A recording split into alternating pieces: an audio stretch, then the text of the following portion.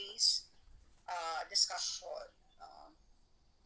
So we're done with alkyls. Let's go to branch alkenes. So what are branch alkenes? Or alkenes or hydrocarbons in general. Branch hydrocarbons have branches of carbon atoms attached to a chain. So they are isomers of straight-chained alkanes containing the same number of carbon atoms. Although they have the same formula weight, they are considered as different compounds with different physical and chemical properties. So notice, no, we have discussed isotopes, no. Magsiling ka ng isotopes refer to the same chemical element have different weights. No, dali naman we have what we call the isomer. Ano naman yung isomer? So they are naman no chemical formula that have the same number of carbon atoms. No? So, kung same number of carbon atoms, pareho man nakadamo ang iyang hydrogen atoms. And in effect, they will have the same formula weight. No? So, but are these molecules same? No? According to literature, no, they are not. No? They are considered as different compounds with different physical and chemical properties. No? Example of your physical property ganito is your melting point. No? So depending on the type of bonding no, and the strength of that bond, no, that will determine the melting or boiling point of our hydrocarbon. And depending on the location of your hydrogen na pwede makakas during a chemical reaction, that will also determine the chemical property of that hydrocarbon. No? So, butang balon ng ano ginambal diriho, isomers. So, say for example, we have C5H10. Ang iyang carbon C5, ang iya hydrogen 12 kabilog, no? Pero hindi siya straight nga chain, no? Ga branch siya. So, butang balon whether it is straight chained or branch siya, as long as they have the same number of carbon atoms, the same number of formula weight, ang tawag na sa ila is isomer. No? So, I will show an example. Siguro dason lang kay wala na di siya sa akon nga presentation. No? Okay, we have mentioned na many times what a UPAC is. No? So, what is a UPAC? A UPAC means the International Union of Pure and Applied Chemistry. Then you have your nomenclature guide. No? Sa UPAC nomenclature guide. So when you say nomenclature, butang balon, a system of naming. No? A system of naming. Paano ta pangalanan ang mga hydrocarbons? No? So there is a system that we follow. No? Ang tawag sina is ang UPAC. No? So that whether Filipino ka man, Amerikano ka man, Russian ka man, Chinese ka man, no? This is recognized internationally by chemists. So number 1 step, oliyo ko tawag na screenshot. No? Then you write this in your notebook. No? Kay basi nami akon nga ulo, kag mag-open notes, no? Mag-quiz, edi may notes ka. No? Kung sa telepono mo natin, hindi pwede. Aras telepono. So, screenshot now, copy later. No?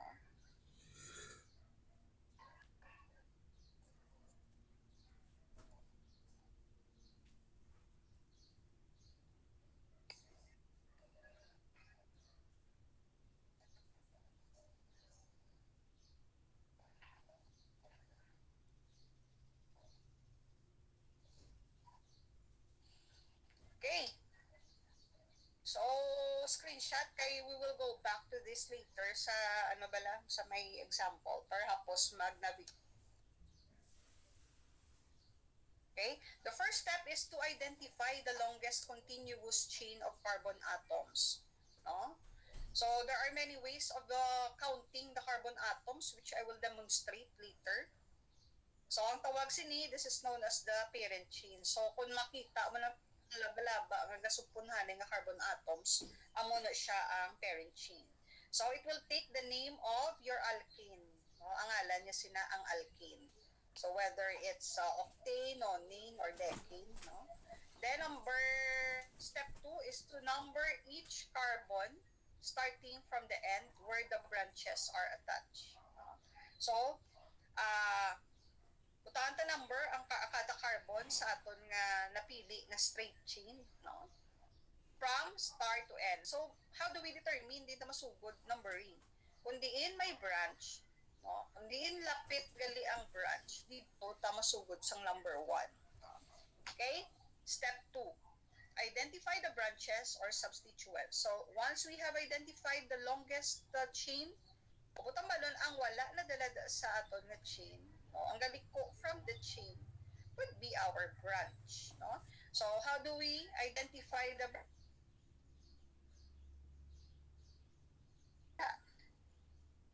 then ethyl. Kung natin na substituent, then we have propyl, and so on and so forth. Okay? Na-identify na ang branch, ang sunod na identifying in locant. Locant just refers to the numerical position of the substituent. Ang butamalon, tiin na carbon connected ang imong branch. Kaya ginamberan ta na to by ang mga carbon atoms. So which carbon nga which number nga correspond sa carbon where the branch is attached. Ang na i-determine ta ba na, no? Then the last step is to combine the name of the substituent.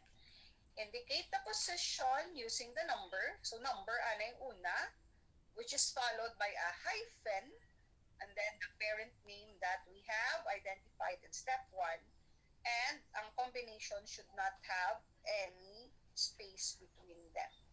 So, importante din itong mga nagasulat in all caps. So, hindi ko magbaton sa all caps, no? So, you write in sentence case. So, small letters, gini siya ang name sa naton nga branch alkanes, as well as our alkenes and the rest of our hydrocarbons, no? Small letters. Okay, let's have the first example. So, ang ngalan na di siya batsyon na niya ngalan. Okay. So, kunyari, wala to ninyo nakita ang ngalan. Wala nyo man na nakita ang number 1, 2, 3, 4, 5, 6. No? Ignore danay. Na-unseen nyo na. Ha?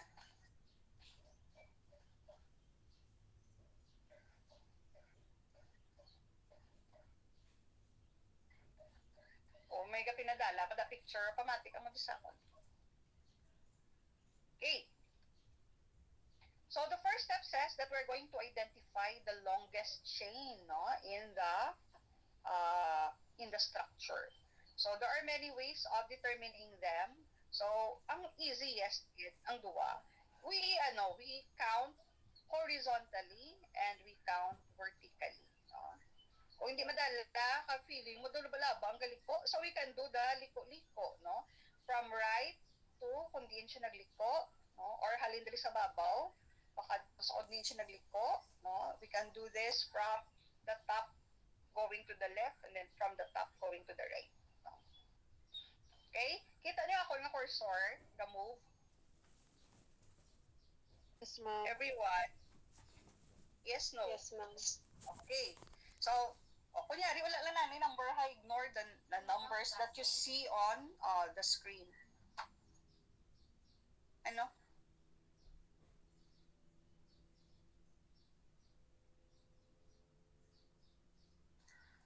Okay? So, first is, the easiest way we go from left to right. So, we say 1, 2, 3, 4, 5, 6. That's the first chain.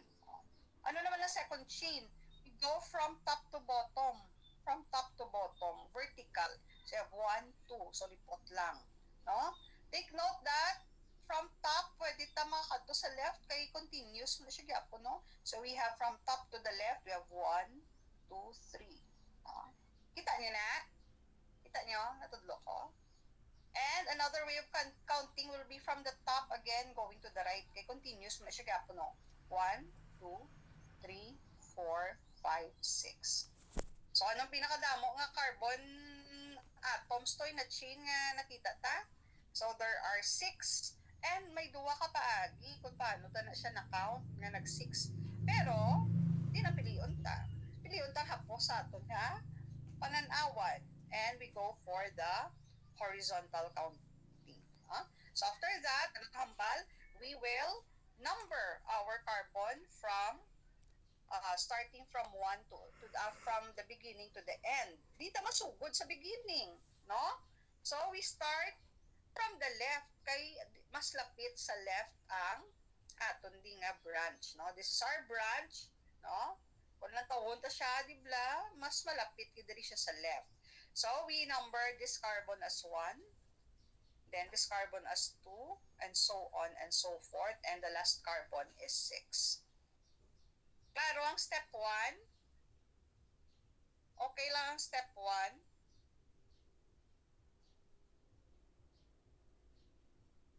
Wala. Okay lang step 1, class? Okay. Yes, ma'am. Okay. So, ano na to ang hambal sa step 2? Wala pa gali. Number gali. Okay, number. Okay. Ano na ito na parent chain? Kaya ano mang pinaka laba? Step 1 gyapon, no? What is our parent chain? So, this is our parent chain. Anong kabilo carbon? So, ano na siya nga alkane?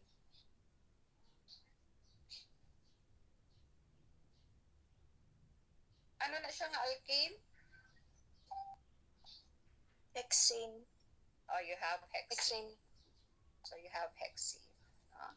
Once that is established, ano naman ang aton nga branch? Ano naman ang aton nga branch? Sa kabilog nga carbon. 3 hydrogen. Ano na siya nga alkyl group?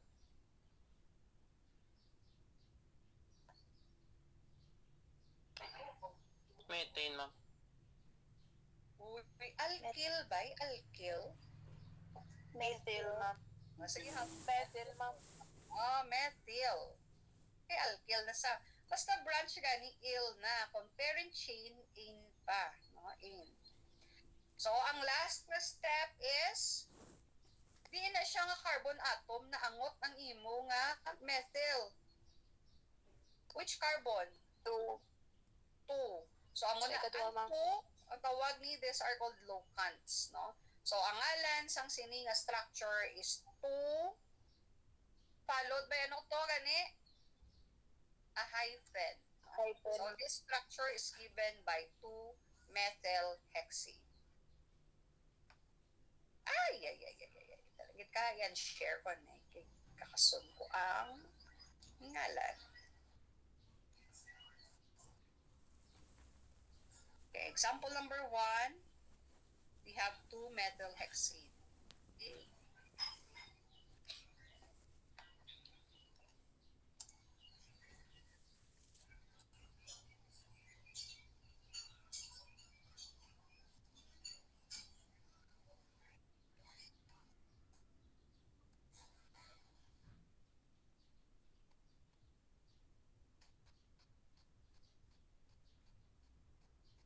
Okay. Share ko na, delete lang.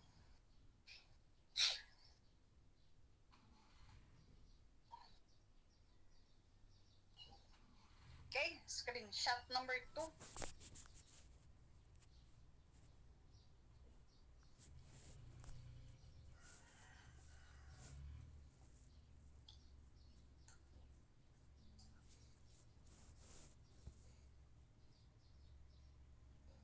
Alright na?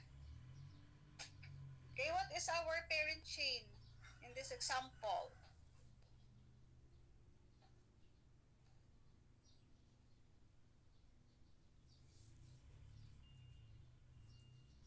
Pentane. May ban nga, ano dara? May ban nga gas. Di guess. May banda nga answer.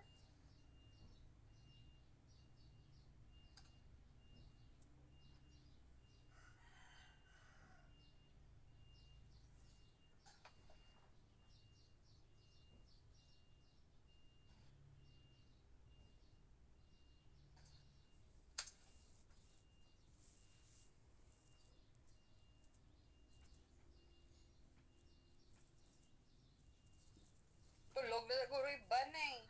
Kasabat. Okay? So, pentane is correct. No? So, looking at our structure, we have 1, 2, 3, 4, 5. Kung halin diri sa babaw, you have 1, 2, 3, 4. Going to the left, babaw. Going to the right, we have 1, 2, 3, 4. Okay. So, based on the structure, din kita masugod sa number 1. Mag-assign ka locant, din tabutang ang carbon 1.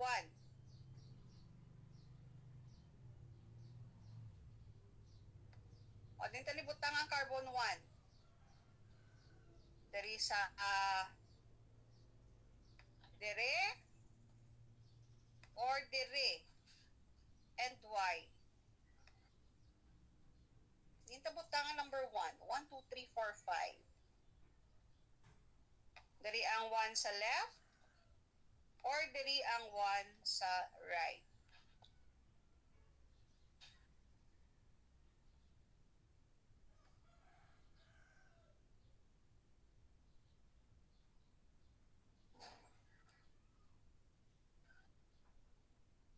Anyone? Sa right gyapon, ma'am. Why?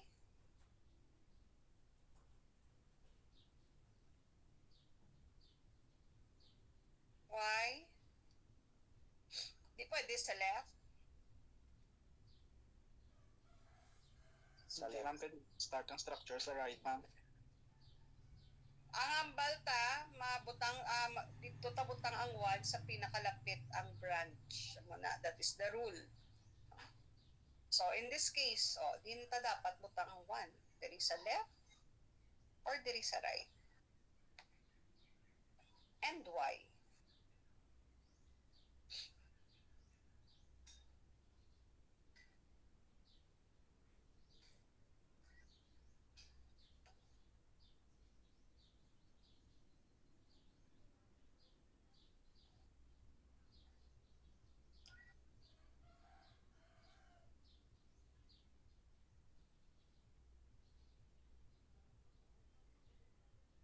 Oh? So, you can do either way. Diba? On the number 1 mo. Take note kay, this is asymmetric, no? Symmetric sa structure.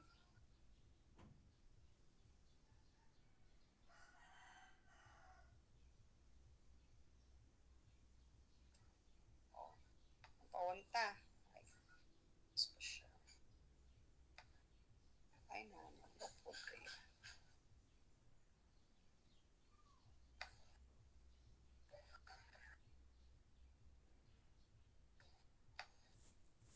No? 3. Such that, no, pumutanta di ang 1, our branch is still in carbon number 3. No? So, the question, the answer is, maski diin lang. No? For cases na symmetrical, no, are sa tunga ang carbon where the branch is attached, so either way, pwede ka mag-count sa imo nga, magsugod sa imo nga counting sa locant. So, what type of alkyl do we have in the structure? Ethyl. Metal, ma'am. So, it's still methyl. No, it's still methyl. So, we write methyl. And where is methyl located? 3, ma'am. So, the name of this structure is 3-methyl pentane. O, diba? Easy peasy. So, next meeting, we will name branched alkenes nga may two or three naman, no, substituents, no. And if we still have time, no, we will discuss ining bond line structure. But for now, dali lang tanay kuto. No? So, exercise.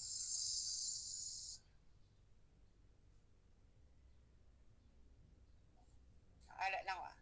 Okay, exercise. Screenshot.